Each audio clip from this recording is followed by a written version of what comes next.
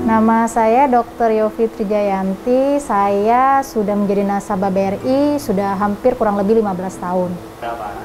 Usaha ini pertama kali dirintis oleh kedua orang tua saya pada tahun 1996, bergerak di usaha pembuatan roti dan kue. Usaha roti saya bertempat di Pondok Kelapa Durensawit. Sampai saat ini saya mempunyai karyawan sekitar 8 orang, diantaranya bagian produksi, kasir, dan pemasaran.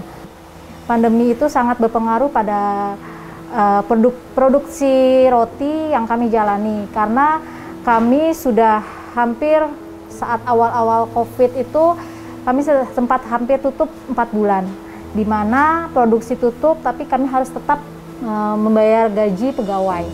Omsetnya mungkin ya kira-kira sebelum COVID itu bisa omset 60 juta, tapi setelah COVID sangat tidak menentu, bahkan bisa nol karena memang toko tutup. Alhamdulillah mungkin sudah jalannya Allah memberikan saya bantuan melalui BRI. Saya datang ke tempatnya dan dimudahkan segala urusan untuk peminjaman tersebut. Saya kira pada proses peminjaman KMK Tangguh itu akan berlangsung lama, tapi ternyata di luar prediksi saya proses itu tidak sampai 2 minggu dan pencairan dana tidak sampai berapa jam sudah cair di tabungan saya, dan itu sangat-sangat membantu saya. Saya mengucapkan banyak terima kasih kepada pemerintah dan Bank BRI khususnya karena telah memberikan bantuan melalui KMK Tangguh, dan melalui program ini saya yakin usaha saya semakin berkembang, semakin fight di tengah pandemi.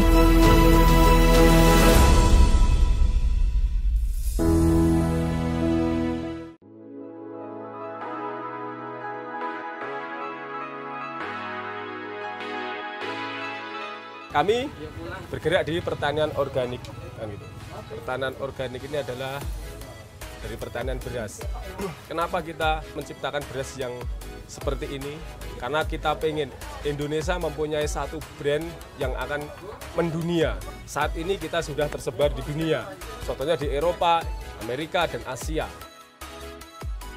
Untuk yang nasional kita sudah SNI organik, dan yang internasional kita sudah ada 4 standar yang NUP untuk yang Amerika, EU, Eropa, JAS, Jepang, dan Fair Trade. Kita berterima kasih dengan BRI, karena adanya BRI kami bisa meraih mimpi lebih cepat karena ada support dari BRI, termasuk untuk transaksi kita dengan petani bisa lebih cepat dan lebih mudah.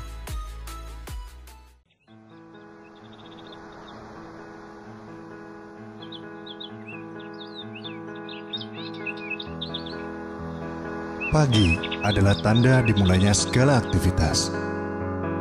Beriringan dengan terbitnya matahari, manusia berlomba mengejar rezeki yang ditebar tanpa batas.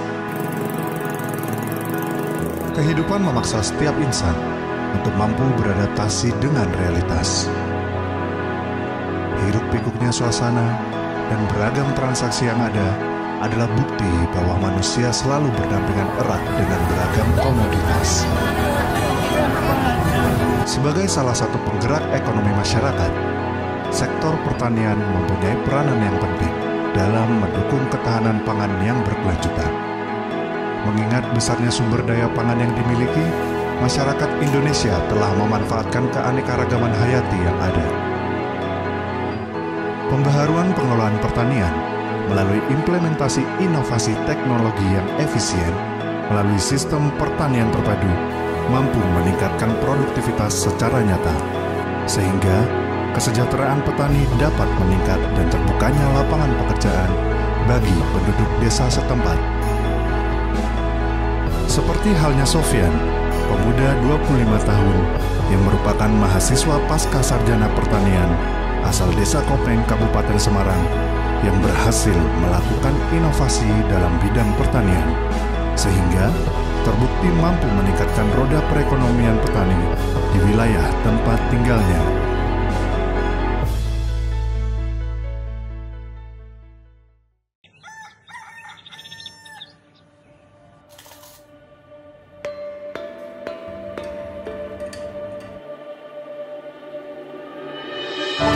problema petani itu ada di pasar.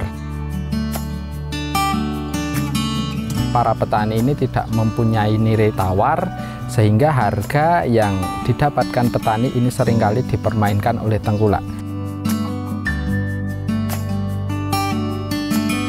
Kami di sini kelompok Tani Citra Muda dengan hashtag kami yang muda yang bertani, menciptakan produk yang bagus, menanam sayuran secara organik, kami branding, kemudian kami pasarkan sendiri dengan harga yang tentu untung bagi petani, namun tetap terjangkau bagi konsumen.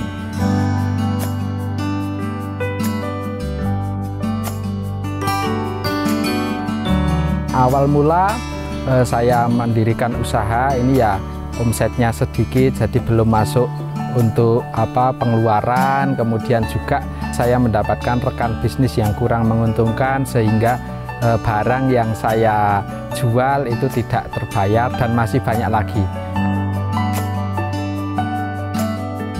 Tapi sekarang ini teman-teman di sini dengan menanam sayuran organik, paling tidak teman-teman bisa mendapatkan kurang lebih 3-5 juta per bulan, itu bersih. Itu total keuntungan saat ini mencapai kurang lebih 300 juta per bulan.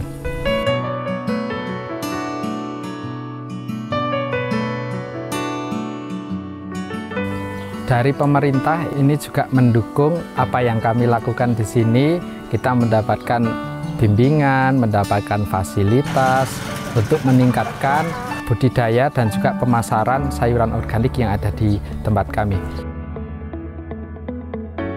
Kemudian dengan BRI ini kita mendapatkan dana untuk modal usaha, yaitu melalui kredit usaha rakyat. Dengan bunga yang ringan ini membantu kami untuk bisa lebih berproduksi untuk meningkatkan skala usaha pertanian organik yang kami geluti saat ini. Harapan kami produk sayur organik Merbabu ini lebih dikenal masyarakat, semakin banyak yang mengenal produk kami, supaya apa? Dengan semakin banyak pangsa pasar yang kami miliki, akan semakin banyak lagi para petani yang bisa kita serap produknya, supaya kesejahteraan mereka semakin meningkat. Peran BRI melalui kredit usaha rakyat terbukti mampu membantu para petani untuk memajukan usahanya. Kepedulian dan ketulusan BRI untuk mewujudkan ekonomi masyarakat yang lebih baik menjadi prioritas utama dalam memberikan pelayanan. Semangat kelompok Tani Citra Muda selaras dengan cita-cita BRI untuk senantiasa hadir, melayani masyarakat dengan setulus hati.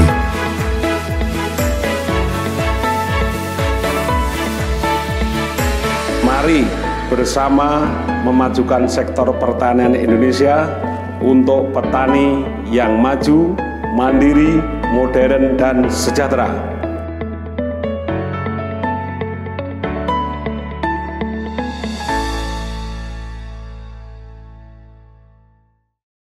Assalamualaikum warahmatullahi wabarakatuh. Selamat siang dan salam sejahtera bagi kita semua. Om Swastiastu, Namo Buddhaya, salam kebajikan. Yang terhormat Bapak Amam Sukrianto selaku Direktur Bisnis Kecil dan Menengah BRI. Yang kami hormati Bapak Insinyur Sutarto Alimuso MM selaku Ketua Umum Perpadi. Yang kami hormati Bapak Dr. Jamhari SPMP selaku Dekan Fakultas Pertanian UGM. Yang kami hormati Bapak Insinyur Nasikin MM selaku Direktur PT Biogen Plantation dan seluruh peserta webinar yang berbahagia. Puji syukur kepada Tuhan Yang Maha Esa atas segala limpahan karunia-Nya, kita masih diberikan kesempatan untuk hadir pada acara webinar ini dalam keadaan sehat walafiat. Sebelumnya, perkenalkan saya Firmansyah akan memandu acara webinar pada siang hari ini. Sebelum acara webinar dimulai, saya akan membacakan susunan acara pada siang hari ini. Acara pertama adalah pembukaan, selanjutnya adalah menyanyikan lagu kebangsaan Indonesia Raya, dilanjutkan dengan pemaparan dari Bapak Dr. Jamhari SPMM dari UGM, pemaparan Bapak Insinyur Nasikin MM dari PT Biogen Plantation, dilanjutkan dengan pemaparan dari Bapak Insinyur Sutarto Alimuso MM dari Perpadi, dan pemaparan terakhir dari Bapak Amam Sukrianto dari BRI. Dilanjutkan dengan tanya jawab dan penutup. Baiklah Bapak Ibu sekalian, marilah kita buka acara pada siang hari ini dengan bacaan basmalah. Semoga webinar ini bisa berjalan dengan lancar. Bismillahirrahmanirrahim.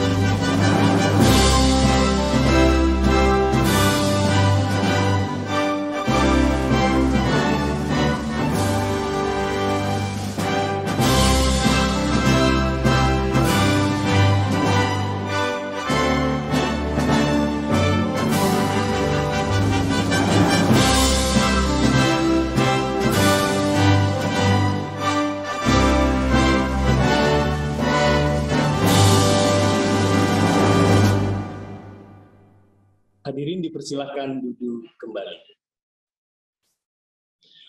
Baik, kita memasuki acara inti yaitu pemaparan narasumber webinar dengan tema memperkuat klaster bisnis padi Indonesia. Kita akan menyimak 4 materi berbeda dari setiap narasumber tentunya nanti akan disampaikan sesuai dengan bidang ilmunya masing-masing. Dan pastinya akan sangat berguna untuk mendukung revitalisasi RMU dan memberikan dampak positif bagi bisnis klaster padi di Indonesia. Sebelumnya, kami mengingatkan kepada seluruh peserta, bagi peserta yang ingin bertanya, kamu persilahkan untuk bertanya melalui chat box dengan format nama, spasi nomor handphone, spasi lembaga atau instansi, dilanjutkan dengan pertanyaannya. Langsung saja kita ke materi kita yang pertama, yaitu dengan Bapak Dr. Jamhari SP MP, yang merupakan Dekan dari Fakultas Pertanian UGM, dengan materi yang akan disampaikan, yaitu Tata Kelola Bisnis Padi. Kepada Bapak Dr. Jamhari SP MP, kami persilakan. Baik, jadi saya diberi tugas untuk menyampaikan mengenai tata kelola bisnis padi di Indonesia. Nah, tentunya Bapak Ibu, kita tahu bahwa bisnis padi di Indonesia ini sebetulnya cukup besar ya, kalau kita hitung secara kue itu sebenarnya cukup besar karena padi atau beras itu makanan pokok orang Indonesia.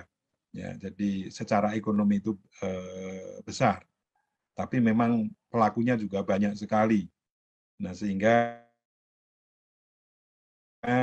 ada di dalam 2 pilihan ya, ketika kita main sepak bola itu kita mau menyerang atau bertahan. Jadi kalau kita lihat selama pandemi COVID ini, kemarin ini kan pertanian ini kan menjadi sektor yang penting untuk pertahanan, karena sektor-sektor yang lain itu minus cukup besar, tapi sektor pertanian masih tumbuh. Nah, untuk pertahanan luar biasa pertanian ini, dan mayoritas tentunya itu sektor padi, ya, untuk pertahanan. Nah, kemudian kita, apakah kita ingin pertanian itu menjadi penyerang? Jadi menjadi sumber pertumbuhan. Jadi bisnis padi ini menjadi sumber pertumbuhan. Tentunya ini menjadi pilihan bagi kita semua, karena saat ini pertumbuhan ekonomi kita, ya, jadi laporan BPS ini kan pertanian sudah tumbuh paling rendah karena sektor-sektor yang lain sudah tumbuh lebih tinggi. Jadi baik Bapak Ibu, jadi kalau kita lihat secara umum ini bisnis padi ya, bisnis beras ini dari data FAO ini kelihatan sekali bahwa memang kecenderungan di Indonesia yang makin divergen antara konsumsi domestik dengan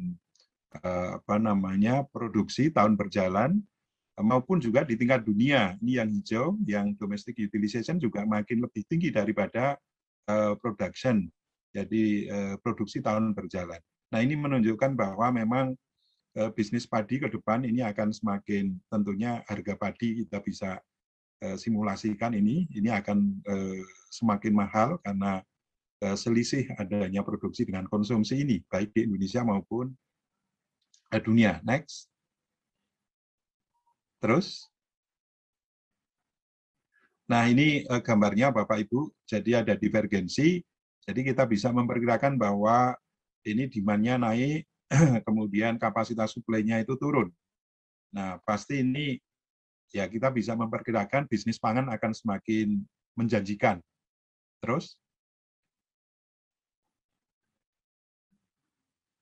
Nah, kuncinya ya adalah tentunya dengan kendala sumber daya tadi, kita harus memanfaatkan teknologi. Termasuk salah satunya adalah inovasi dalam model tata kelola bisnis. Ini sebagai inovasi di bidang rekayasa sosial ekonomi. Next. Nah, klaster bisnis padi tentunya melibatkan banyak pelaku ya. Jadi mulai hulu ada pelaku input ya, ada benih, kemudian pupuk, obat-obatan, saprodi, dan juga pembiayaan nanti transportasi untuk pengangkutan ya. Kelompok tengah itu kecil-kecil petani, tetapi kemudian dikelompokkan menjadi entah itu kelompok tani, kapotan atau koperasi, kemudian di hilirnya itu ada penggilingan, pedagang, agroindustri ya, dan seterusnya. Jadi melibatkan banyak banyak stakeholder di sini. Next.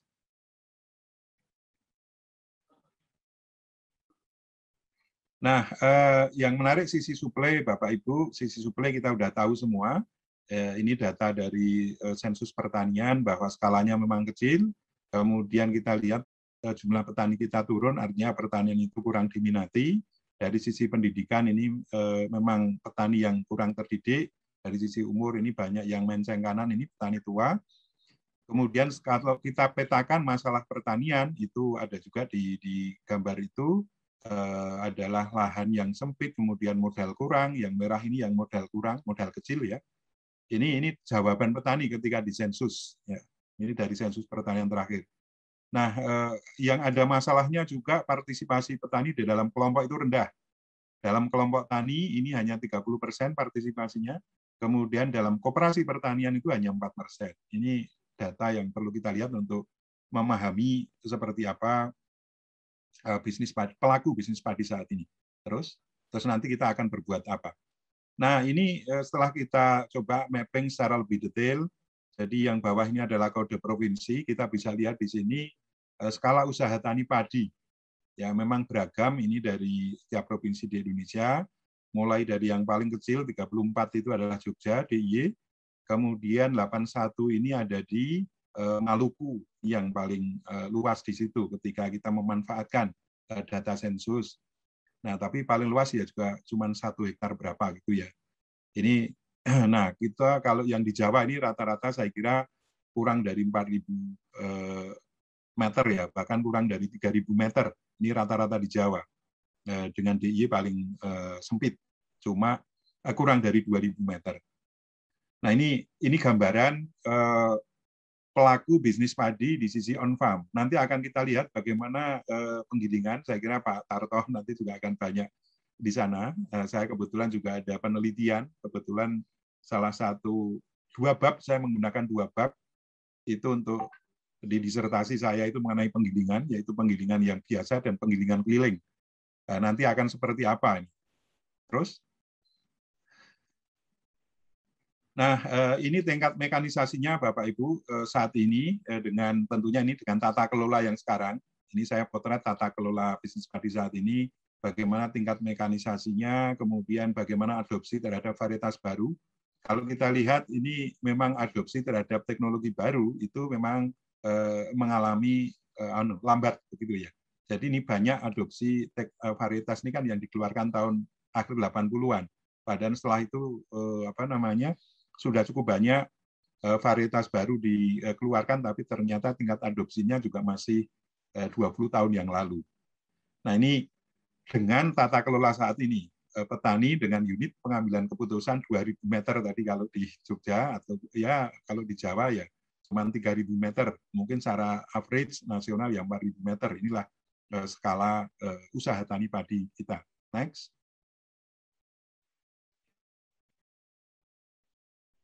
Nah, ini kemudian losses karena hama penyakit, kemudian losses karena iklim. Ini juga kelihatan bahwa losses yang disebabkan karena hama dan perubahan iklim itu memang juga masih cukup tinggi. Nah, tentunya ini dengan teknologi yang saat ini diterapkan oleh para petani kita.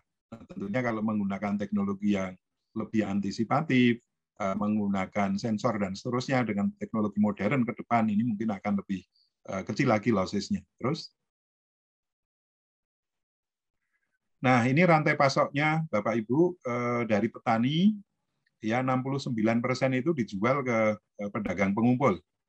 Ya ini data sensus dengan ratusan ribu sampel. Jadi saya percaya dengan data ini, ya karena ini sampelnya cukup besar. Jadi kalau mau ditambah sampelnya juga saya kira nggak akan berubah banyak, seperti Quickon itu ya. Jadi ini sudah cukup menggambarkan saya kira. Nah, ini rantai pasok padi ya beras ini memang 69% ke pengumpul. Nah pengumpulnya juga profilnya juga kecil-kecil Pak, sama saja. Jadi kalau kecil-kecil hadapan dengan kecil-kecil ya kalau kita lihat usaha tani padi dari dulu kok sekarang kok nggak berubah-ubah ya memang kecil semua. Jadi kue yang ada ini dibagi untuk kecil-kecil. Jadi terlalu banyak yang di sini. Makanya tadi saya menyampaikan di depan pilihan kita adalah mau untuk pertahanan atau mau untuk menyerang. Kalau ini untuk pertahanan, ya karena kalau ini dikeluarkan dari sini tentunya akan jadi pengangguran. Nah ini makanya ini akan kita gunakan jadikan sebagai pertahanan atau menyerang. Kalau menyerang ya pertumbuhan. Memang ini memang harus didorong untuk menciptakan sektor baru sehingga para pengumpul ini pun juga perlu didorong untuk bekerja di sektor yang baru. Kalau nanti akan modernisasi, dikuatkan ya. Ya, yang jelas dengan selama ini dengan tata kelola bisnis padi yang sekarang ini, bisnis padi ini menjadi pertahanan termasuk untuk mengatasi masalah-masalah sosial terutama di pedesaan. Next. Nah, ini lebih detail Bapak Ibu, bagian dari disertasi saya juga. Jadi rice farmer, petani padi, harvesting kontraktor itu penebas, kolektor itu pengumpul, rice miller, penggiling, large collector itu pedagang besar, retailer, pengecer. Kemudian konsumen. Jadi memang rantai pasok secara detail dari petani padi kepada sampai konsumen itu melalui banyak pelaku. Jadi yang pelakunya tadi 69% tadi. Jadi ada penebas, ada pengumpul, ya. Nah ini termasuk pedagang. Terus, nah ini omset dari pedagang yang ada. Jadi 1T ini tadi penebas, 2BB itu pengumpul, 3HL itu adalah penggilingan, kemudian 4JR ini adalah pedagang besar, kemudian 5PC ini adalah pengecer. Nah, kita bisa lihat dan bisa mengkalkulasikan sebetulnya. Dengan omset sekian ini pelaku besar atau tidak, termasuk penggilingan yang ada di lokasi penelitian mayoritas. Jadi, dengan omset ini setahun ya. Jadi, per penggilingan itu ini misalnya 3HL itu 229 ton milk rice. Milk rice ini ya beras. Jadi omsetnya rata-rata penggilingan ini di Sleman ya, di lumbung berasnya Jogja ini cuma 229 ton ini per tahun. Ya. Kemudian yang kita sebut sebagai pengumpul ini cuma 44 ton. Ya, ini per tahun. Kemudian kalau penebas ini memang dia ada yang beli di sawah, kemudian jual juga masih dalam bentuk gabah. Ya, masih jualnya juga GKP, maka ini yang biru tua ini adalah padi, kalau yang agak muda ini adalah dalam bentuk beras. Nah, kalau ini kita konversi semua ke dalam beras, maka ini pesan dari slide ini adalah skala usaha dari para pedagang itu pun juga kecil. Ya. Nah, skala usahanya pun juga kecil. Nah, penggilingan ini ya, penggilingan yang di sini paling besar, kita nanti akan lihat profil dari penggilingan itu seperti apa. Ya, nanti Pak Tarto bisa menambahkan. Jadi ini tentunya rata-rata di lapangan itu sebenarnya penggilingan kecil ini yang langsung berhadapan dengan petani. Jadi kalau kita mau memodernisasi usaha tani padi kita, maka ya mau tidak mau penggilingannya harus diperbaiki. Cuma penggilingannya ini kan ya kecil-kecil juga. Nanti kita lihat profilnya. Next, terus. Nah ini Bapak Ibu. Mohon izin Bapak, waktunya sudah tinggal 1 menit lagi. Mungkin kalau mau diperpanjang Bapak. Oke, ya. Ini kasih, intinya Bapak. Skala usaha penggilingan padi pun ya kalau dihitung ini bisa dilihat Bapak Ibu di sini ini yang with collaboration ini sudah bekerja sama dengan pedagang untuk mengoptimalkan gilingannya. Yang tidak ini kecil, semuanya kecil dan rata-rata itu cuma 1,5 ton per hari ini untuk di Jogja ini. Next, terus cepat saja ya. Termasuk ini sama gilingan keliling pun juga cuma 1,1 ton ini per hari ya. Terus nah, tentunya model tata kelola bisnis saat ini, Bapak Ibu, kita ada 3 pilihan ya, cooperative farming, contract farming, kemudian corporate farming. Kalau cooperative farming ini sudah dikembangkan terus, jadi bagaimana penguatan manajemen kelompok tani, gaboktan, koperasi pertanian, lahan tetap dikuasai petani ini sudah saat ini sudah dilakukan dari dulu. Kemudian contract farming, kerjasama antara petani dengan perusahaan mitra, mungkin bisa BUMN, BUMD, BUMDes, ini pernah dicoba ya. Kemudian corporate farming ini muncul istilah baru ya, penguasaan dan pengelolaan lahan oleh korporasi ya. Kemudian petani ini sebagai pemegang saham dan tenaga kerja. Nah, ini bisa dimulai tapi dengan lahan-lahan yang memang nganggur. Ya, karena nanti kalau kita mau membentuk korporasi ini pun selama lahan itu di petani maka ini juga harus dengan petani. Terus nah, kami mencoba di Jogja itu menggunakan pendekatan cooperative farming, Bapak Ibu, penguatan ini dengan catatan karena problemnya adalah utamanya itu ada di lahan sebetulnya. Ketika kita mau mengembangkan corporate farming sekalipun, food estate, agriculture estate itu ya, itu yang sulit adalah nanti mengenai bagaimana petani, hubungan antara petani dan lahan. Apakah kita betul-betul petani itu akan keluar dari lahannya? Ini saya kira isu yang utama ya. Nggak bisa misalnya Gapoktan plus perusahaan membentuk korporasi karena lahannya itu bukan milik Gapoktan. Tidak bisa juga koperasi plus perusahaan membentuk korporasi karena apa?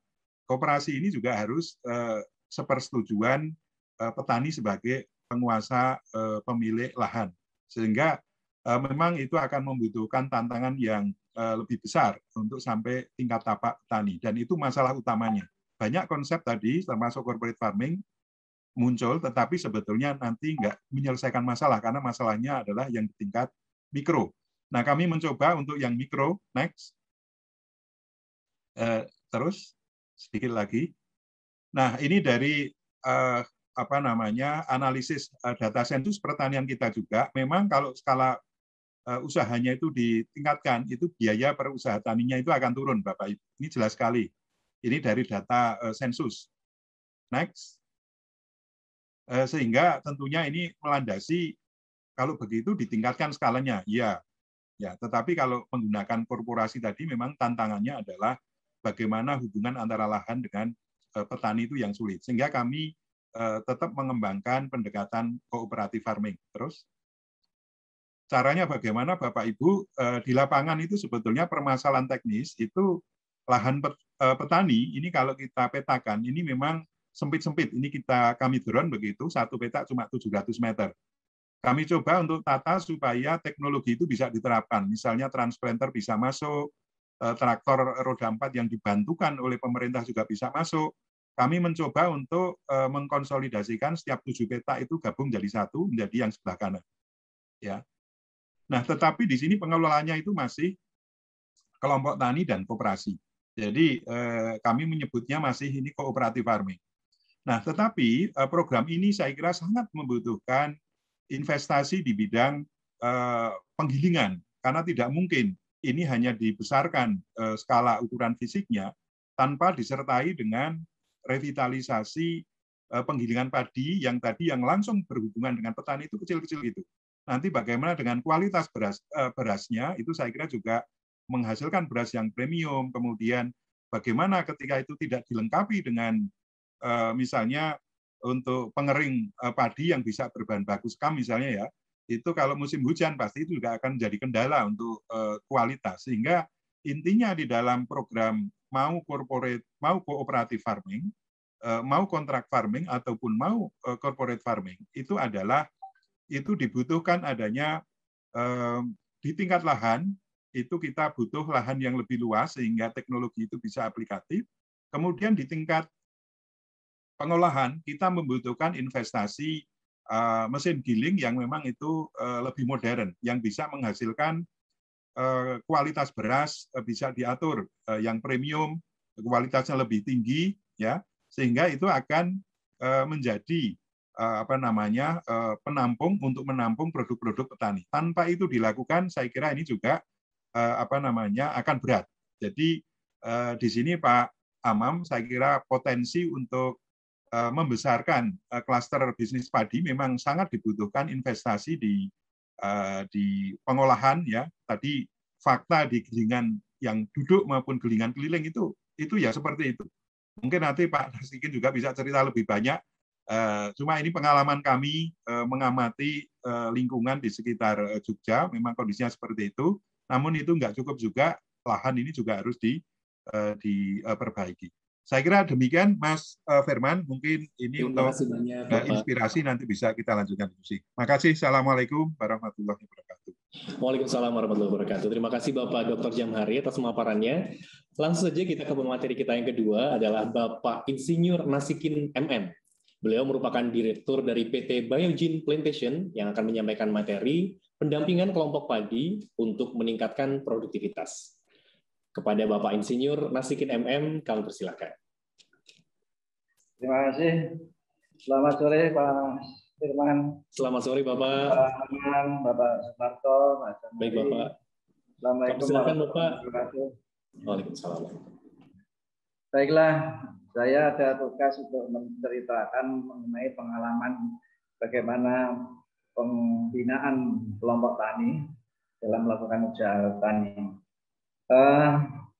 Kami bergerak di bidang agritis, di bidang benih dan beras di bawah perusahaan PT Biogene Plantation, dan beras yang kami produksi adalah beras premium.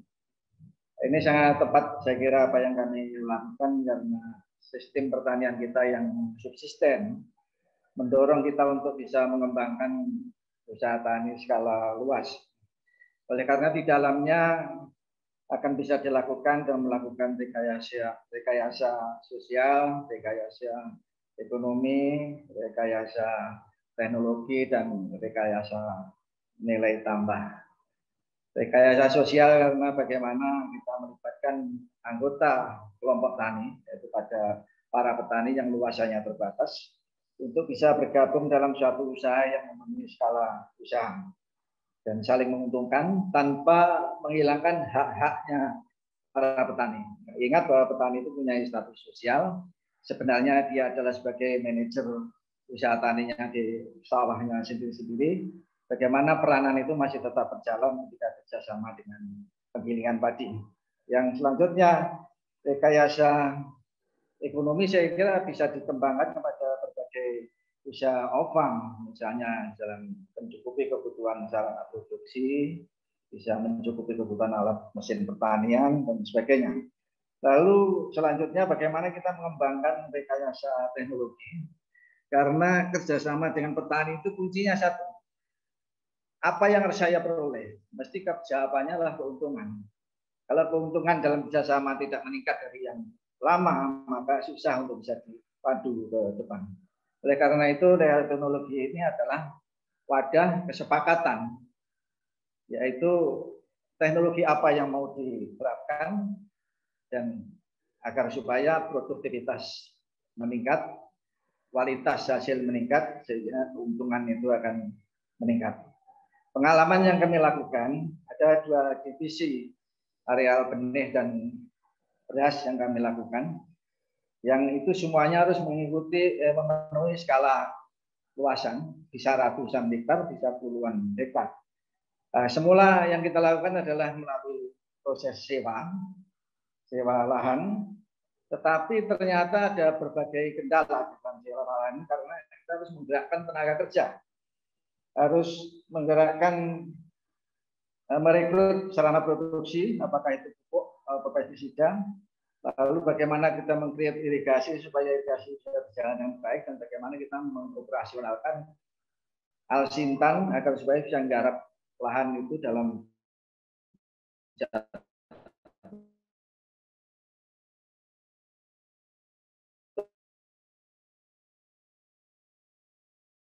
dan luasan yang tertentu.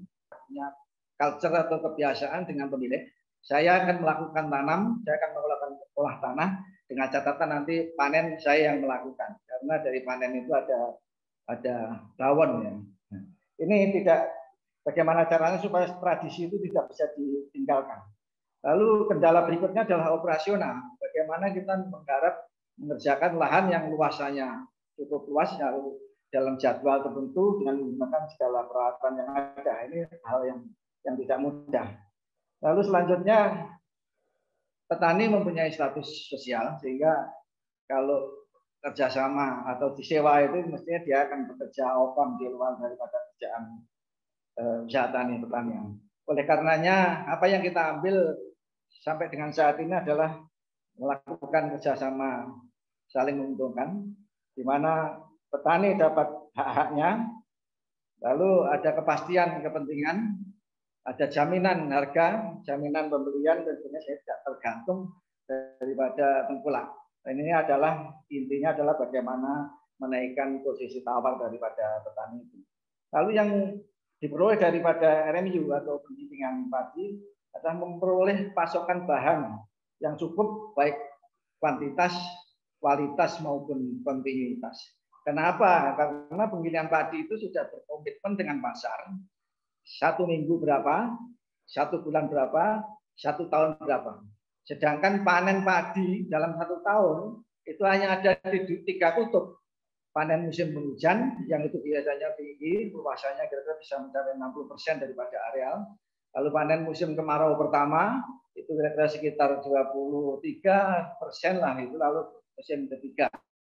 Panen yang tidak merata ini, bagaimana pihak penggilingan bisa memiliki stok bahan atau raw material sehingga bisa mencukupi kebutuhan pasar dari minggu ke minggu, dari bulan ke bulan, dari tahun ke tahun. Itu saya kira yang menjadi pilihan kita, bahwa adalah bukan menyewa lahan, tetapi bagaimana kita kerjasama dengan para petani. Dan kerjasama ini saya kira sesuai apa yang disampaikan oleh Bapak Jamari tadi, kita coba melihat bagaimana corporate farming yang kita kembangkan gitu. Saya membaca tulisannya Bapak Dr. Libo Raiko Putra, bahwa dalam bisnis padi, apabila petani menjual langsung gabah kering sawah, keuntungan yang diperoleh itu adalah 10%. Kalau petani itu menjual gabah kering giling, berarti ada proses pengeringan, itu petani akan memperoleh keuntungan 26%. Dan selanjutnya apabila petani itu menjual beras, maka keuntungan itu bisa mencapai 76%. Masalahnya bagaimana kerjasama antara penggilingan dan padi itu bisa menikmati keuntungan yang 75% itu diporsikan kepada masing-masing pelaku.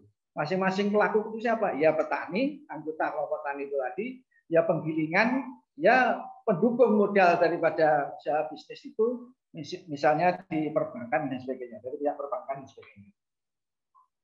Saya kira ini penting menjadi hal yang harus kita lakukan, karena komitmen dengan petani itu yang diharapkan adalah tidak menyulitkan, praktis atau mudah, dan ya mengikuti mulai dari sejak awal sampai dengan proses akhir. Oleh karenanya sejak awal di tiap musim olah tanah, kita berdiskusi dengan petani apa yang diinginkan. Lalu bagaimana kita melakukan olah tanah. Gambaran-gambaran yang saya tampilkan itu adalah gambaran-gambaran dengan proses mekanisasi besar, ya, tetapi tidak harus seperti itu. Tergantung daripada kondisi lahan setempat. Kalau tidak ada traktor besar, petani biasa menggunakan hand traktor. Kalau tidak ada hand traktor, petani biasa menggunakan tenaga hewan. Lalu tanam juga begitu. Kalau tidak ada mesin tanam yang reading, petani bisa menggunakan mesin tanam yang walking. Tidak ada mesin tanam yang walking, petani bisa tanam manual. Ini diberi kebebasan. Lalu berikutnya adalah bagaimana memelihara tanaman itu agar supaya di hasil akhirnya panennya adalah maksimal. Karena apa? Sawah ini hidup. Tidak seperti pabrik. Kalau pabrik keramik dengan semen sekian, tanah sekian, bahan sekian, nanti akan terjadi sekian ton keramik, itu sepertinya bisa dipastikan. Tapi kalau sawah tidak bisa. Sekarang bisa 8 ton dalam 1 hektar. Besok 5 ton dalam 1 hektar. Besok lagi sawah yang sama bisa 10 ton per hektar. Karena apa? Karena di dalam sawah itu ada faktor-faktor yang bisa dipengaruhi oleh manusia, faktor-faktor yang tidak bisa dipengaruhi oleh manusia, ada alam. Ada faktor-faktor biotik, ada faktor-faktor abiotik. Tetapi kondisi itu akan dimaklumi oleh anggota petani kalau dia dilibatkan mulai awal. Katakanlah tahun ini hasil saya hanya 8 ton, kemarin 9 ton. Dia bisa menerima karena semuanya dia tahu dari proses awal sampai dengan panen. Berikutnya, begitu panen, ada komitmen, dan sebenarnya tidak banyak yang dituntut oleh petani. Misalnya, Pak, saya bisa kerjasama dengan catatan gabah saya dibeli 100 atau 200 perak di atas harga umum saat panen itu per kilo. Itu bisa saja kita terima dengan catatan perusahaan sudah bantu akan memberikan standar kualitas. Boleh saya akan beli ini dengan catatan harus gabah bersih dan sebagainya. Ini adalah komitmen yang harus dibangun. Dan begitu juga pada saat panen musim penghujan, kalau biasanya petani menyerahkan hasil panen itu berapapun ditawar oleh sekolah, tapi komitmen ini kita sepakati. Hujan atau tidak ya dibeli oleh perusahaan dan harga yang sudah disepakati. Tidak lalu posisi tawar petani menjadi hilang. Kalau boleh sekian, tidak boleh sekian, bukan begitu. Saya kira itu yang kita kembangkan. Mengapa? Ya karena kita tahu bahwa berbagai permasalahan dari petani itu biasanya bermasalah dengan produktivitas, dengan kualitas produksi, dengan tingkat penggunaan saprodi. Tingkat penggunaan saprodi itu misalnya yang lalu kelompok petani memperoleh pupuk subsidi penuh dari pemerintah. Tapi karena kuota pupuk subsidi itu semakin berkurang, maka yang diperoleh per hektarnya menjadi berkurang. Dengan demikian dia harus mencari pupuk tambahan agar supaya cukup untuk kebutuhan itu dengan swadana misalnya. Ini hal yang perlu dipahami bersama. Lalu berikutnya umumnya modal lemah. Ya. Jadi kalau misalnya dalam proses di akhir daripada kesimpulan saya nanti masuk di situ bagaimana program kehadiran daripada pemerintah mensupport mengenai permodalan keuangan, saya kira satu hal yang sangat ideal agar supaya ekonomi kelompok tani itu bisa berjalan dengan baik. Selanjutnya jaminan pasar ini yang sering menjadi masalah, ya. Jadi yang disebut posisi tawar daripada petani lemah itu karena harga ini sangat tergantung daripada mekanisme pasar. Tapi kalau kerjasama yang kita bangun sepanjang tahun-tahun yang lewat sampai dengan saat ini tidak pernah kita ada masalah karena ada komitmen yang jelas. Lalu selanjutnya bagaimana agar supaya kelompok tani itu masing-masing anggota bisa mengadopsi teknologi yang berkembang, teknologi yang baik. Bagaimana mengolah tanah yang baik, bagaimana irigasi yang baik, bagaimana menggunakan benih unggul yang baik, yang bermutu, bagaimana menggunakan pupuk secara tepat dan sebagainya. Lalu yang berikutnya adalah bagaimana menghadapi yang sering mengganggu yang tadi juga disampaikan di depan, gangguan daripada penyakit maupun tekanan lingkungan termasuk khususnya adalah perubahan iklim. Begitu juga di dalam penggilingan, pihak penggilingan itu akan menghadapi berbagai masalah, yaitu yang pertama kontinuitas produksi yang dia harus terima dari petani itu harus kontinu. Bisa dibayangkan kalau produksi itu tidak kontinu, tidak lupa waktu pasar tetap permintaannya, maka dia kurang bahan. Selanjutnya kerjasama pengusaha dan kelompok tani itu harus dirancang saling menguntungkan. Dua belah pihak atau tiga belah pihak bekerja sama itu tidak akan jalan kalau salah satu untung, salah satu untung. Jadi semuanya harus memperoleh keuntungan yang proporsional. Lalu keterbatasan modal daripada penggilingan itu juga bisa sering terjadi karena apa? Tadi yang saya katakan bahwa panen itu ada 3 kutub, tapi penggilingan harus mencukupi pasar sepanjang tahun. Berarti harus ada stok. Bagaimana menyetok bahan baku kalau tidak punya modal? Ini saya kira potensi yang bisa dikembangkan agar supaya perbankan bisa masuk ke dalamnya. Selanjutnya usaha penggilingan. Mohon maaf Bapak Nasikin, waktunya sudah berjalan 10 menit. Mungkin bisa dipersingkat lagi presentasinya. Terima kasih. Ya, satu saya kira ada di caption kerjasama antara MOU dengan kelompok tani, di mana kebutuhan MOU itu bisa dipenuhi, kebutuhan petani juga harus bisa dipenuhi. Kebutuhannya apa? Ya saya kira 1, 2, 3, 4, 5 seperti pasokan gabah secara kontinu, lalu lintas pelanggan terjamin dan sebagainya. Kebutuhan petani, produktivitas meningkat, ada nilai tambah dan sebagainya. Yang terakhir sebagai penutup, saya kira Bapak Ibu sekalian,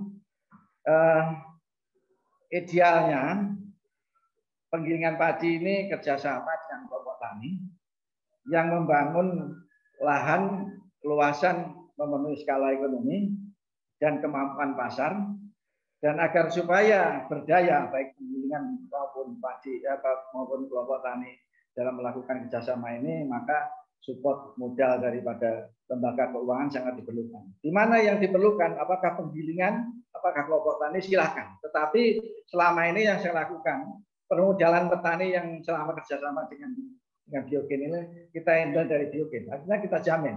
Dia membutuhkan pinjaman biaya tanam sehektar sekian, kita pinjamin. Dia membutuhkan support pupuk dalam 1 hektar sekian, pinjam, kita pinjam. Kenapa berani meminjam? Ya karena nanti kan panen kami yang terima, dan kami yang bisa mengambil, memperhitungkan berapa pinjaman, dan itu berjalan. Artinya apa? Sepanjang komitmen ini dipegang kedua belah pihak, saya yakin itu bisa berjalan dengan baik dan akan lebih ideal lagi kalau modal itu disupport daripada perbankan.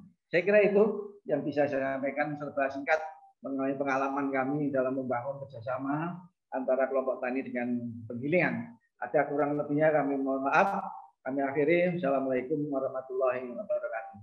Waalaikumsalam warahmatullahi wabarakatuh. Terima kasih Bapak Nasikin atas pemaparannya. Saya ingatkan kembali kepada Bapak Ibu peserta, bagi Bapak Ibu yang ingin bertanya, kamu persilahkan untuk bertanya melalui chat box.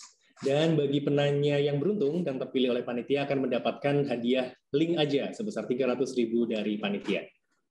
Selanjutnya kita masuk ke pemateri kita yang ketiga, yaitu dengan Bapak Insinyur Sutarto Alimuso MM. Beliau merupakan Ketua Umum Perpadi, Persatuan Pengusaha Penggilingan Padi dan Beras, dengan materi yang akan disampaikan adalah tantangan dan harapan revitalisasi penggilingan padi. Waktu kami berikan 10 menit kepada Bapak Insinyur Sutarto Alimuso MM, kami persilakan. Baik, terima kasih. Pertama-tama tentunya saya mengucapkan terima kasih kepada Pak Direktur BRI yang telah memberikan kesempatan pada hari ini untuk kita berbicara kaitannya dengan revitalisasi penggilingan dalam rangka membangun satu korporasi klaster padi. Saya kira ini sangat penting.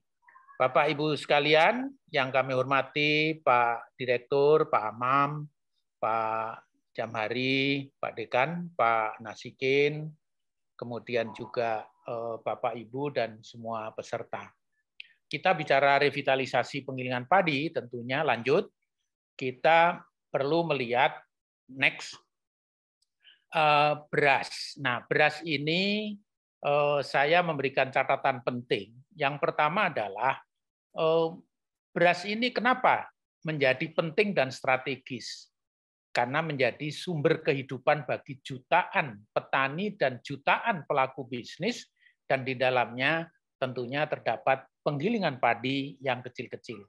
Jadi intinya adalah beras ini diandalkan kepada pelaku-pelaku yang notabene rakyat kecil, pengusaha kecil. Nah, inilah yang mungkin sesuai dengan BRI kan tentunya perhatiannya kepada rakyat kecil. Nah, kemudian kita tahu bahwa beras ini, beras ini akan menyebabkan berbagai persoalan, termasuk di dalamnya akan berpengaruh terhadap inflasi maupun kemiskinan.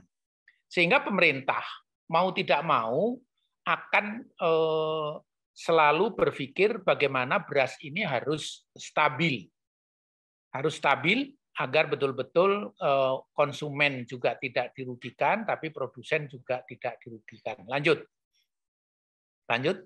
Nah, tidak semua provinsi itu menghasilkan beras yang cukup untuk kepentingan konsumsinya. Kemudian kita tahu umumnya diproduksi di Pulau Jawa 50% lebih, dan mereka berlahan sempit. Tadi Pak Jamhari sudah memberikan gambaran bagaimana kalau di Jogja sempitnya lahan padi. Kemudian sehingga apa yang terjadi? Produksi padi ini menjadi banyak sebagai sambilan, tetapi diandalkan untuk memenuhi kebutuhan pangan kita. Jadi sistem logistik pangan beras kita ini memang menjadi penentu. Lanjut, penentu untuk keberhasilan next untuk kita bisa menstabilkan harga padi itu sendiri. Nah, karena faktor iklim dan juga infrastruktur yang masih menjadi persoalan sampai dengan hari ini tentunya, ternyata produksi padi kita, produksi gabah kita ini berfluktuasi seperti ini, yang banyak yang tidak tahu bahwa ada pada bulan-bulan tertentu itu produksinya surplus, pada bulan-bulan tertentu minus bila dibanding dengan kebutuhan bulanan untuk seluruh penduduk kita. Nah, disitulah kapan pemerintah harus melakukan kegiatan-kegiatan pembelian dan kapan pemerintah harus melakukan operasi pasar. Saya gambarkan tahun 2020 seperti ini. Kemudian dan ini produksi pola panen seperti ini itu masih berlanjut dari sudah sejak lama seperti ini. Jadi peran untuk stabilisasi ini memang sangat menentukan. Lanjut. Next.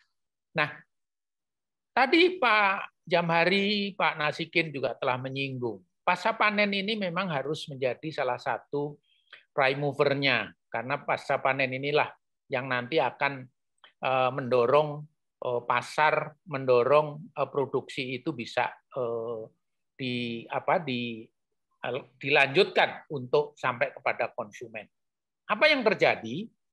Tidak-tidaknya susut hasil kita itu masih cukup tinggi. Kualitas gabah rendah. Kenapa? Karena kalau kita lihat tadi gambar tadi, bahwa panen raya itu biasanya terjadi pada musim penghujan. Disitulah kualitas rendah, harga jatuh, pemerintah biasanya akan menjadi bulan-bulanan kalau kita tidak tepat melakukannya. Kapasitas mesin pengering kita sangat terbatas, karena yang memiliki mesin pengering itu hanyalah penggilingan padi besar dan menengah. Yang kecil-kecil umumnya memiliki lantai jemur. Nah, lanjut, next. Nah, kita tahu sebenarnya di Indonesia ini sebagian besar adalah penggilingan padi kecil. Jadi tadi Pak Jamhari menyampaikan sebagian besar 172 ribuan, kira-kira 94%. Jadi siapa yang menggiling gabah sampai kepada beras? Ya umumnya penggilingan padi kecil ini.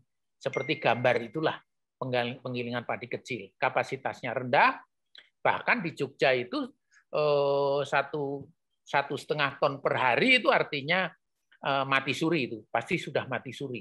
Hidup tidak, mati tidak. Jadi itulah yang menjadi persoalan.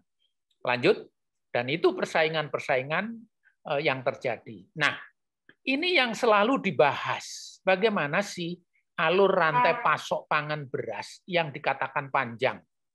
Mulai dari petani, kemudian penebas, kemudian masuk ke pengepul, pengepul baru masuk ke penggilingan padi kecil, atau langsung ke penggilingan padi besar, baru sebagian masuk ke cadangan beras, kemudian distributor, masuk ke subdistributor, kemudian pengecer, baru konsumen. Harapannya, dengan kita bicara hari ini, tentunya memotong mata rantai. Apa bisa? Mestinya bisa. Jadi dari petani, kerjasama dengan penggilingan padi kecil di desa tadi, kemudian hasilnya dijual langsung ke konsumen atau melalui pengecer pasar, dan juga sebagai cadangan pangan BUMD maupun Bulog yang menguasai. Hari-hari ini, penggilingan padi kecil sangat kesulitan bekerja sama dengan Bulog. Karena apa? Karena kualitas yang dihasilkan tidak memenuhi syarat. Waktu saya di Bulog dulu, saya ambil saja, kemudian saya lakukan perbaikan, kemudian kita salurkan, karena dulu Bulog diberi tugas untuk menyalurkan raskin, sekarang tidak. Jadi ini menjadi persoalan baru yang harus menjadi perhatian kita bersama. Tapi cadangan pangan beras untuk pemerintah baik pusat maupun daerah ini tetap diperlukan. Jadi kalau berwarna hijau itu bisa kita lakukan, disitulah kita sudah mampu memotong mata rantai yang begitu panjang. Lanjut. Nah, untuk itu, lanjut, next. Penggilingan padi kecil perlu direvitalisasi. Tadi Pak Jamhari, terima kasih, menyampaikan bahwa kalau itu tidak direvitalisasi, kita tidak akan mampu melakukan. Saya sampaikan di sini, perlu direvitalisasi. Dan sebenarnya penggilingan padi kecil itu seyogyanya masuk ke UMKM. Tapi sayangnya UMKM-nya menjadi terlupakan. Nah, mudah-mudahan ini Pak Direktur, Pak Amam, Direktur UMKM ya, ini mudah-mudahan ini menjadi salah satu jalan. Hari ini kita sudah, teman-teman di lapangan ini menunggu bagaimana mendapatkan kredit yang mudah, murah, bila perlu bersubsidi itu. Saya sudah kemana-mana. Nah, ini mudah-mudahan ini menjadi momentum yang baik, Pak Direktur. Lanjut, next. Nah, next. Apa yang diprogramkan dalam revitalisasi? Setidak-tidaknya ada beberapa hal yang penting. Satu, cara kerja. Dua, proses pengeringan. Harus menyediakan dryer yang benar, bukan hanya sekedar bed dryer. Kemudian konfigurasi mesin harus kita perbaiki, mulai dari husker sampai kepada terakhir polisher dan pemisah warna sampai ke gudang. Lanjut, next. Nah, kalau kita melakukan itu, apa yang sasaran yang bisa kita capai? Rendemen giling akan meningkat. Targetnya tidak banyak, tapi sebenarnya bisa sampai 70-an%. Mutu beras akan meningkat, brokennya akan turun. Jadi kalau brokennya turun, biasanya disimpan bisa lebih lama. Kehilangan hasilnya akan bisa kita kurangi. Nah, inilah gambar kalau belum direvitalisasi. Penggilingan padi kita tercecernya banyak dan sebagainya. Lanjut, next. Nah, kalau sudah kita revitalisasi, berapa triliun yang bisa kita hemat. Ini dengan hitungan kasar saja, itu dengan menaikkan rendemen itu bisa 15,5 triliun dari 33 juta ton produksi gabah kita. Kemudian berapa miliar atau berapa triliun dengan mengulangi kehilangan hasil, sekitar 2,7 triliun. Begitu besar. Apalagi broken yang 10% itu bisa kita kurangi, meningkat menjadi beras premium. Antara premium dengan medium itu selisihnya sekarang ini itu lebih dari sekitar Rp3.000. Bayangkan, Rp3.000 kali sekian, berapa uang yang akan dinikmati oleh masyarakat di desa. Lanjut, next. Kenapa di desa? Ya karena memang lanjut. Nah, untuk itu kita perlu melakukan penanganan pasca panen, mulai dari alat pengering dan seterusnya. Kita bangun satu klaster korporasi, yaitu kooperatif mixed farming. Lanjut, next, dengan padi sebagai next. Kita cepat saja, waktunya sudah mendekati habis nampaknya. Peralatan yang diperlukan mulai dari vertical dryer sampai kepada operasional pengadaan gabah. Itu kira-kira sekitar 2,5 miliar kalau semua diadakan. Lanjut, next. Kemudian kegiatan pendukung tentunya perlu dilakukan bersama-sama, sosialisasi, pelatihan, dan lanjutnya. Next. Nah, tambahan pendapatan tadi sudah kita hitung-hitung. Saya pikir next saja, lanjut. Nah, konsep strategi dan langkah operasional dalam perberasan nasional. Ini yang memang perlu kita lakukan, yaitu mensinergikan berbagai pelaku yang ada. Next. Bagaimana melakukannya? Next. Nah, itulah nanti kita membangun satu korporasi klaster padi. Intinya adalah modernisasi pertanian hulu hilir. Kemudian perlu kerjasama sinergi kelompok tani, koperasi penggilingan padi yang sudah ada. Kan tadi sudah disampaikan juga oleh Pak Nasikin dan Pak Jamari. Lanjut, next. Nah, langkahnya apa? Tentunya ada beberapa hal. Dari hulunya, di lapangannya, itu perlu kita lakukan, termasuk kredit usaha rakyat yang tentunya diperlukan oleh petani itu sendiri. Next, kemudian hilirnya apa? Penyediaan alat yang untuk bisa kita menjadikan penggilingan padi setempat yang ada itu menjadi lebih efisien, efektif, sehingga tadi menghasilkan hasil yang baik, sehingga terjadi peningkatan mutu. Next. Nah, langkahnya apa? Langkahnya adalah bagaimana kita, kalau berkaitan dengan distribusi dan perdagangan, tentunya berbagai hal yang harus kita lakukan. Next. Next saja. Next, Mas. Nah, inilah yang harapan kita. Petaninya menerima KUR, karena ada penggilingan padi sebagai off-take-nya, juga bisa penggilingan padinya menerima KUR atau kredit bersubsidi yang mudah dan murah, sehingga dia bisa merevitalisasi.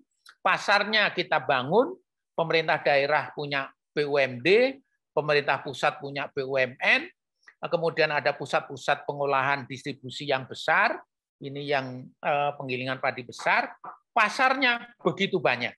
Nah, ini yang harus dibangun bersama, dan di sini peran pemerintah daerah yang sangat penting. Next. Nah, korporasi petani. Nah, bagaimana korporasi? Pada dasarnya kalau saya melihat korporasi ini adalah satu manajemen bisnis pangan. Tentunya harus ada kelompoknya, harus bekerja sama, keekonomian, kemudian harus pasarnya harus kita lakukan dengan baik. Next. Nah, manajemennya tentunya tergantung kepada situasi di lapangan. Kalau sudah ada BUMDes, sebenarnya BUMDes cukup kerjasama dengan penggilingan padi yang ada. Lanjut, jadi tidak usah BUMDes itu membangun penggilingan padi. Next, ya. Jadi yang kedua tadi, kalau belum ada, ya kita bekerja sama dengan langsung dengan penggilingan padi. Nah, gambaran perhitungan tadi Pak Nasikin mengatakan 300 hektar. Untuk padi kecil, penggilingan padi kecil itu sebenarnya cukup 200 sampai 300 hektar yang harus kita bangun. Dengan hitung-hitungan perlu gabah 200 ton per bulan dan sebagainya. Lanjut. Nah, mohon maaf Bapak, waktunya sudah berjalan lebih dari 10 menit. Ya. Bisa mungkin disimpulkan Ya, Bapak. sebentar. Ada beberapa slide sebentar aja. Penggilingan padi harus ada, petani kelompok taninya, penggilingan padi justru sudah ada, kelompok taninya harus ada, perbankan harus ada di sana, asuransi ada, pasar ada, kemudian sebagai off-taker, swasta juga saya kira perlu ada di sana. Next. Nah, inilah sebenarnya yang kita harapkan bentuk korporasi petani yang baik dalam satu klaster. Di sana ada pelaku bisnisnya di pedesaan adalah penggilingan padi, di sana bisa memperoleh, ada bank, kita harapkan bank rakyat bisa memberikan kredit baik kepada pelaku bisnis maupun kepada petani, kemudian ada asuransi, ada pasar, dan lanjut next. Itu semua bisa dilakukan. Nah, ini secara nasional, kalau itu bisa dibangun, saya pikir perberasan ini bisa kita selesaikan dengan pendekatan klasterisasi tadi. Next. Demikian saya kira sebagai penutup, kita tahu bahwa lagi-lagi bagaimana kita memberikan perhatian yang kecil-kecil ini, bagaimana kita membangun satu korporasi secara hulu hilir kita integrasikan, bagaimana kita merevitalisasi penggilingan padi, karena penggilingan padi kecil ini diharapkan setelah direvitalisasi bisa menjadi prime mover-nya korporasi petani itu sendiri. Lanjut. Next, saya kira terima kasih, pangan rakyat adalah soal hidup atau mati. Ini adalah pidatonya Bung Karno. Jadi demikian Bapak Ibu, dan lagi-lagi teman-teman di lapangan sangat menunggu betul-betul bagaimana revitalisasi. Menyelesaikan perberasan harus melakukan revitalisasi yang kecil-kecil. Yang kecil-kecil itulah akar yang kuat untuk perekonomian nasional kita. Barangkali begitu, terima kasih, lebih kurangnya. Assalamualaikum warahmatullahi wabarakatuh. Waalaikumsalam warahmatullahi wabarakatuh. Terima kasih banyak Bapak Sutarto atas pemaparannya, sangat menarik sekali. Langsung saja kita ke pemateri kita yang keempat, yaitu dengan Bapak Amam Sukrianto selaku Direktur Bisnis Kecil dan Menengah BRI. Dengan materi yang akan disampaikan adalah peran perbankan dalam revitalisasi bisnis padi. Kepada yang terhormat Bapak Amam Sukrianto, kami persilakan. Terima kasih Mas Firman. Izin saya menyapa dulu pembicara sebelumnya, mulai dari yang pertama tadi ada Pak Jamhari, Pak Dekan, kemudian Pak Mesikin, terakhir Pak Sutarto Alimuso tentunya, yang sudah memberikan banyak sekali ilmu kepada kita hari ini, serta seluruh peserta webinar pada sore hari ini. Assalamualaikum warahmatullahi wabarakatuh. Salam sejahtera buat kita semua. Om Swastiastu, Namo Buddhaya, salam kebajikan. Baik, sesuai dengan apa yang disampaikan oleh MC tadi, kami akan mencoba menyajikan apa kira-kira peran dari perbankan dalam upaya revitalisasi bisnis padi di Indonesia ini. Kita melihatnya bahwa bisnis padi ini memang seperti yang disampaikan oleh pembicara sebelumnya adalah termasuk salah satu sektor yang vital buat ekonomi Indonesia, karena memang beras itu merupakan makanan pokok bagi Indonesia, sehingga BRI sebagai salah satu bank UMKM dan termasuk juga sebagai agent of development tentunya ingin sekali dan akan terus berperan serta dalam pengembangan bisnis padi Indonesia, baik dari dulu sampai dengan masa-masa yang akan datang. Gitu. Mungkin sebelumnya sebagai background ini banyak tersedia memang di buku-buku atau di referensi-referensi kira-kira bagaimana produksi padi di Indonesia ini. Jadi kalau secara nasional memang di tahun 2020 ini ada peningkatan meskipun sedikit ya, dari 54,60 juta ton di tahun 2019 menjadi 54,65 juta ton di tahun 2020. Itu tadi sudah disampaikan banyak oleh Pak Jamhari maupun Pak Sutarto. Ya. Kemudian yang menarik justru di pulau yang paling padat, yaitu di Jawa, ini justru mendominasi hasil padi secara nasional ini, yaitu 56% ya dari produksi padi nasional itu disumbangkan oleh Pulau Jawa. Gitu. Nah ini menjadi menarik juga buat kami sebagai bukti bahwa BRI memang termasuk salah satu bank yang komit untuk industri padi ini. Terlihat di slide sebelah kanan bahwa sampai dengan bulan Juni tahun 2021 ini BRI sudah menyalurkan 117 triliun atau 117 triliun dari portfolio Bank BRI ini disalurkan ke bisnis pertanian. Ya. Dan ini juga meningkat terus dari tahun ke tahun, peningkatannya juga relatif tinggi, bahkan menjadi lebih tinggi di masa pandemik ini, karena memang selama masa pandemik, justru di pertanian termasuk industri yang tadi kalau istilah Pak Jamahri sebagai industri pertahanan dari ekonomi Indonesia ini. Nah, di masa pandemi itu justru kita bisa tumbuh sebesar 12,8%. Itu. Dan ini membuat market share BRI di dalam pembiayaan kepada sektor pertanian ini meningkat juga secara nasional ya, dari sebelumnya di 27,78, maka di kuartal pertama tahun 2021 kita sudah meningkat menjadi 28% lebih market share-nya.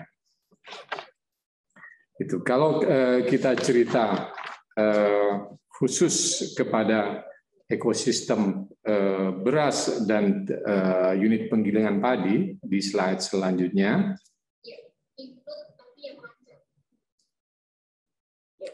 Di slide selanjutnya, ini tergambar bahwa BRI kelihatan begitu dominan sebagai bank yang concern dalam pengembangan bisnis padi ini, gitu ya.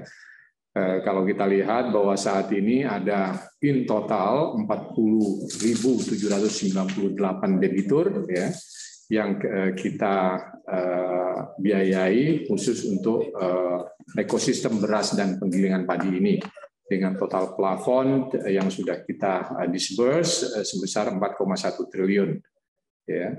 Kalau kita lihat itu produknya baik mulai dari kur mikro, kemudian kur retail, kemudian juga ada kupedes, ada juga pinjaman di sektor small and medium. Gitu. Nah, khusus yang kur retail dan pinjaman di small and medium ini yang merupakan debitur-debitur yang bergerak atau nasabah-nasabah yang bergerak di bidang penggilingan padi. Jadi in total kalau tadi disebutkan bahwa seluruhnya ada 182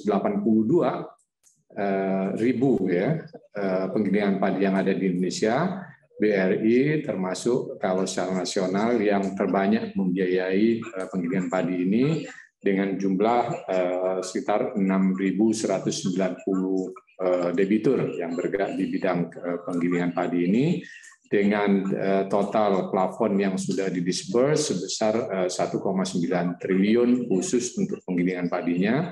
Sementara kalau secara total termasuk di ekosistem berasnya itu ada 4,1 triliun yang tadi kami sebutkan. Gitu. Nah, selaras dengan sebaran padi secara nasional, maka porsi penyaluran khususnya untuk kur baik mikro maupun retail ya kepada sektor pertanian ini memang didominasi sama juga di Jawa gitu ya, dimana kalau kita lihat bahwa khusus kur saja di BRI di mana kita sudah menyalurkan sebesar 26,53 triliun ya kepada sektor pertanian, khusus pertanian saja. Ini masih belum menambahkan jumlah portfolio di bisnis perikanan yang jumlahnya juga hampir 1,6 triliun. Ya, dan ini merupakan 31,26% dari porsi KUR yang sudah disalurkan BRI sampai dengan bulan Juni tentunya. Yang ini saya lihat karena sekarang juga sudah akan masuk musim musim tanam berikutnya, tentunya ini akan juga terus meningkat sampai dengan akhir tahun nanti. Itu terus kalau tadi kita dengarkan dari apa yang dipaparkan oleh pembicara sebelumnya, baik dari Pak Jamhari, Pak Nasikin, kemudian Pak Sutarto Ali Musa, itu memang jelas bahwa sebetulnya perlu adanya satu ekosistem ya yang terbungkus dengan baik. Mungkin bisa pindah ke slide setelahnya ya.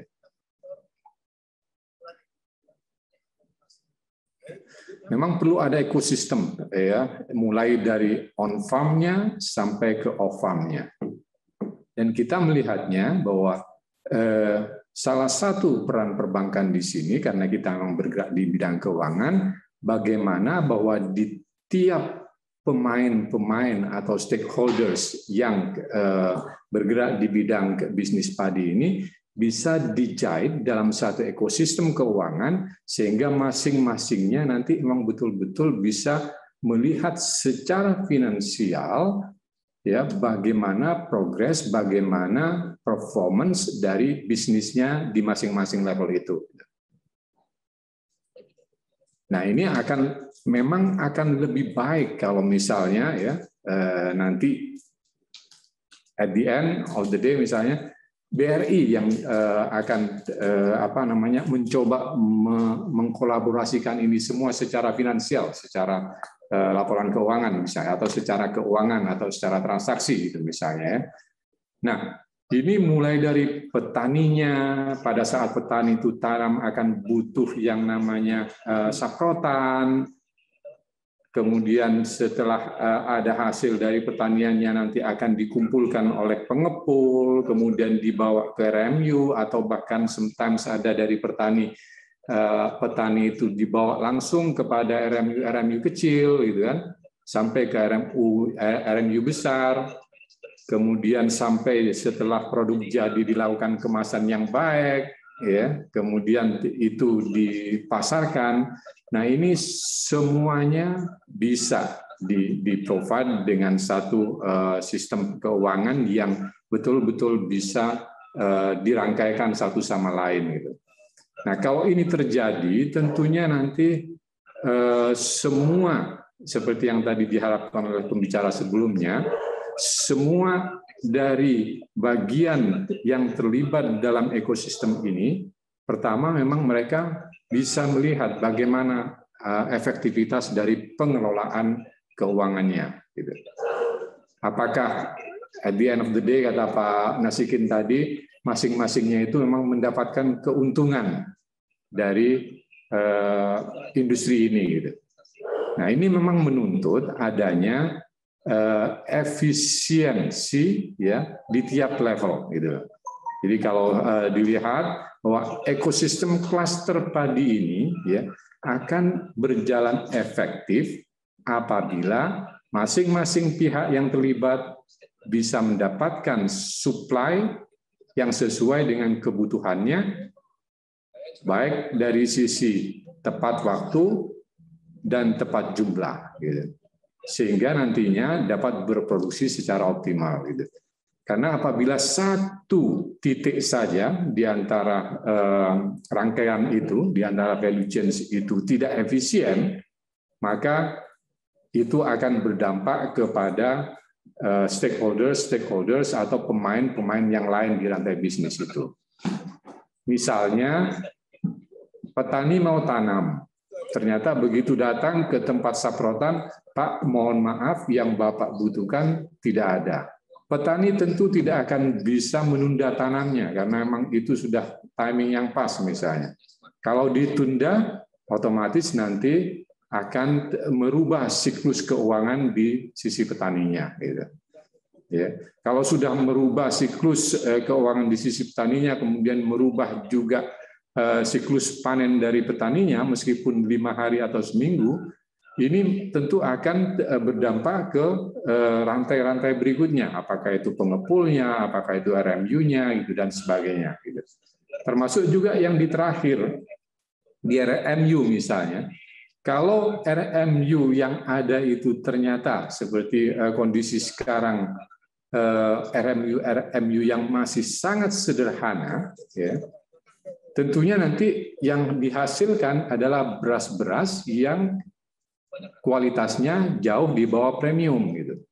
Nah, kalau itu yang dihasilkan, maka seluruh rangkaian bisnis itu nanti akan mendapatkan added value yang sangat-sangat terbatas. Yang ini tentunya tidak diharapkan oleh industri ini, karena semuanya itu memang interlinkage, semuanya itu memang saling kait-mengait, sehingga memang harus dipastikan bahwa di tiap level itu harus efisien dulu, ya.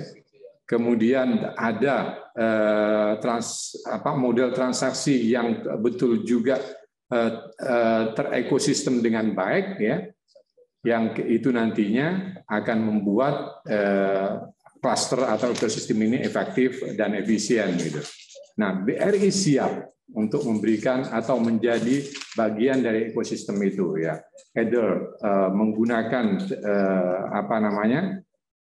simpanan-simpanan yang ada di BRI atau alat-alat transaksi yang kita punya, ya, ataupun pembiayaan-pembiayaan. Karena tadi sudah disampaikan bahwa KUR kami, ya, sudah banyak menyasar para petani yang ada di daerah yang memang kebutuhannya bisa diadres dengan KUR dengan pas gitu. Kemudian di RMU kita juga sudah punya 6.190 yang sudah kita finance di situ, yang sudah menjadi bagian dari klaster ini. Bahkan ke belakangnya juga di BUMN-nya, baik BUMN penghasil saprodinya maupun BUMN sebagai off-taker-nya, dalam hal ini Bulog, itu juga sudah menjadi bagian dari ekosistem yang sudah ada di Bank Rakyat Indonesia ini.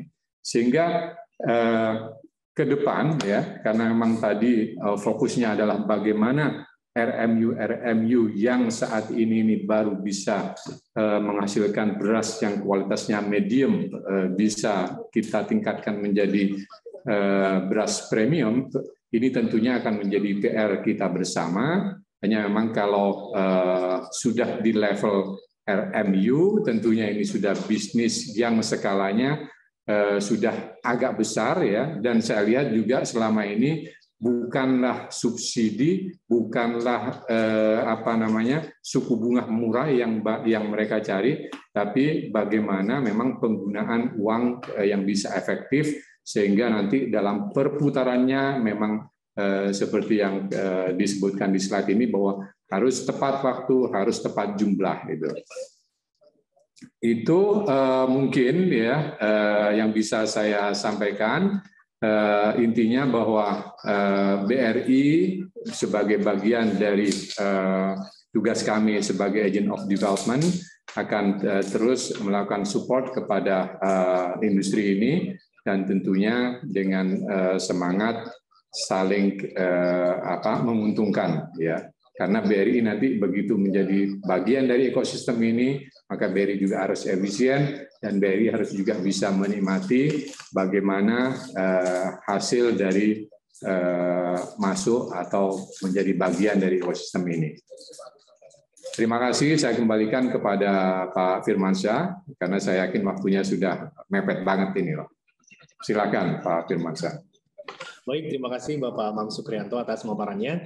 Memasuki sesi selanjutnya adalah kita masuk pada sesi tanya-jawab. Karena keterbatasan waktu, kami memilih 2 penanya terbaik yang beruntung. Baik, bisa ditampilkan dari admin mungkin penanya yang beruntung. yang akan kita bacakan pada sore hari ini. Langsung saja saya bacakan untuk pertanyaan pertama dari Fadil Bukit Tinggi ditujukan kepada Pak Sutarto Alimusro. Dengan memperhatikan jumlah dan kondisi usaha RMU di Indonesia saat ini dinilai sudah pada tahap over capacity. Bagaimana tanggapan Pak Sutarto terkait hal ini? Apakah sudah ada strategi yang dirancang oleh para stakeholders, termasuk pemerintah, untuk memperbaiki hal ini? Selanjutnya kami persilakan kepada Bapak Sutarto untuk menjawab pertanyaan. Terima kasih pertanyaannya, dan itu yang selalu sudah kami sampaikan kepada pimpinan bahwa over capacity inilah yang menyebabkan sering terjadinya gonjang-ganjing harga gabah di lapangan, terjadinya gabah istilah saya berwisata, hal seperti itu. Nah, sayangnya memang karena banyak sekali kebijakan-kebijakan yang dilakukan di lapangan itu ternyata tidak sejalan dengan apa yang kita harapkan yang sebenarnya. Jadi yang kita harapkan kan untuk daerah-daerah tertentu memang pasti harus stop. Saya sudah bicara kemana-mana mengenai ini. Untuk daerah-daerah tertentu masih bisa, misalnya daerah-daerah yang remote, karena atau daerah bukaan baru. Tapi untuk daerah-daerah yang tertentu itu sudah tidak bisa. Nah, ada hal lain yang juga perlu kita lakukan. Satu-satunya adalah bukan satu-satunya, adalah tadi bagaimana kita merevitalisasi yang kecil-kecil. Memang tidak akan semua akan menjadi baik, tetapi tentunya bisa sebagian besar akan menjadi lebih baik, bisa memproduksi yang lebih baik, sehingga perlu juga ada kerjasama yang kecil dengan yang besar. Ini juga yang kita dorong. Nah, bekerja sama antara yang kecil dan yang besar ini tahap awal bisa dilakukan, misalnya yang kecil dengan kredit, katakanlah kredit untuk pengeringnya dulu. Jadi yang kecil bisa menghasilkan gabah yang sudah dikeringkan, kerjasama dengan petani, kemudian untuk mensuplai yang besar. Yang kedua tentunya, kalau dia sudah punya penggilingan, sudah punya mesin husker, bisa untuk memproduksi pecah kulit. Nah, berikutnya lagi, akhirnya seperti harapannya Presiden, tentunya penggilingan padi yang di desa pun harus sampai menghasilkan beras yang berkualitas. Sehingga lagi-lagi revitalisasi ini pun juga bisa dilakukan bertahap. Jadi itu langkahnya. Pertama, kebijakan perlu ditinjau. Yang kedua, jangan asal diberikan izin. Yang kedua, tentunya bagaimana kita merevitalisasi yang kecil. Yang ketiga, kerjasama antara yang kecil dengan yang besar. Saya kira itu. Terima kasih Bapak atas jawabannya. Selanjutnya kita ke pertanyaan yang kedua dari Yomart Cilegon, ditujukan kepada Pak Jamhari. Beberapa tahun lalu Kementerian BUMN bersama dengan Kementerian Desa dan Kementerian Pertanian telah melibatkan Himbara dan BUMN untuk ikut mengembangkan korporatisasi pertanian di wilayah Jawa Barat. Ada yang sukses, namun banyak juga yang kemudian tidak berlanjut. Berdasarkan evaluasi Bapak, apa yang menyebabkan gagal atau suksesnya proyek ini? Lanjut kepada Bapak Jamhari, kami persilakan. Ya, terima kasih. Ini saya kira tadi di depan saya juga sudah memberikan rambu-rambu. Jadi memang corporate farming ataupun korporatisasi ini yang tidak mudah adalah bagaimana melibatkan petani yang selama ini sudah bebas mengambil keputusan di dalam unit luas lahannya yang 3.000-4.000 meter tadi. Selama ini merdeka dengan 3.000 dan 4.000 meter ini. Nah, kemudian di dalam korporasi ini kan mestinya kemudian teknologi-teknologi itu harus diterapkan ya, karena skalanya kemudian luas. Nah, bagaimana petani itu istiqomah, bagaimana petani itu bisa menerima kemudian dalam beberapa saat itu bisa mengembangkan usaha taninya itu secara korporasi. Nah, oleh karena itu barangkali sebetulnya model-model korporasi ini bisa kita coba seperti model TRI waktu itu ya. Jadi kalau dulu kita punya tebu rakyat intensifikasi, kita bisa mencoba padi rakyat intensifikasi. Hanya kalau untuk TRI ini off-taker-nya adalah pabrik gula. Nah, tentunya di dalam program korporatisasi usaha tani padi ini, kita bisa menempatkan sebetulnya penggilingan padi ini sebagai off-taker-nya. Nah, tetapi ini kan sistem harus dibangun, kemudian aturan atau regulasi harus mendukung. Jadi kita belum punya regulasi yang memang mengarahkan untuk itu. Jadi kalau kita lihat regulasi yang ada ini memang tidak memungkinkan kita itu untuk melakukan seperti itu, yang kemudian sifatnya itu top down, ya, karena sejak Undang-Undang Budidaya Tanaman tahun 92 yang kemudian sudah direvisi beberapa kali, itu kan petani itu memang tidak dipaksa, tidak boleh dipaksa, jadi bebas melakukan satu usaha pertanian. Nah, sayangnya memang ini kemudian tidak ada rambu-rambu untuk skala usaha. Jadi kalau menurut saya memang sebetulnya kita mau memilih kelembagaan apapun, nanti intinya ujungnya itu ada di petani, di mana petani ini memang tidak boleh ada yang memaksa untuk melakukan pilihan untuk meningkatkan skalanya, untuk memilih komoditasnya.